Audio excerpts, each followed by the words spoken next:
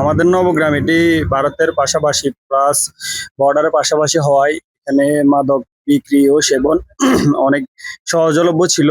Plus হচ্ছে যে মাদক যে বিষয়গুলা ইয়াবা বা মদ গাঁজা এগুলা কম দামে পাওয়া যাওয়ার কারণে এই নবগ্রামে মাদক প্রভাব বিস্তার ছিল। আর এখানে যারা মাদক ব্যবসা করতো তারাও একটা প্রভাব বিস্তার ছিল, যার কারণে আমাদের গ্রামে যুব সমাজ প্লাস হচ্ছে সবাই নষ্ট হওয়ার পথে ছিল। আমাদের এটা হচ্ছে আমাদের নবগ্রাম সরকারি প্রাইমারি স্কুল।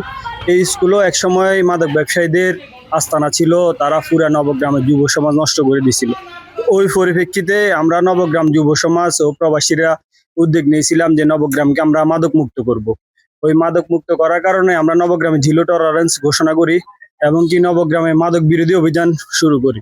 এই মাদক বিরোধী অভিযান শুরু করার কারণে আমাদের উপরে মাদক ডিলার বলেন বা ব্যবসায়ী বলেন, তারা অনেক প্রকার হেনস্থা করছে, প্লাস হচ্ছে মারামারি হুমকি দামকে অনেক কিছু দিয়েছিল।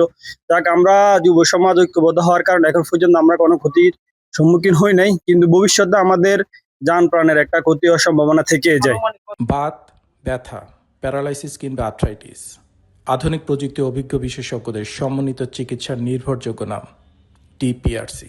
আমরা এখনো পর্যন্ত প্রায় 5 থেকে 6 জনের কাছ থেকে হুমকি পাইছি যে আমাদেরকে মেরে ফেলবে, বাজার উঠতে দিবে না, এমনকি রাজনৈতিক কিছু প্রতিকূলতাও আমাদের এখনো পর্যন্ত পাচ্ছি। আমরা তরুণরা মাদক মুক্ত নবগ্রাম করতে চাই।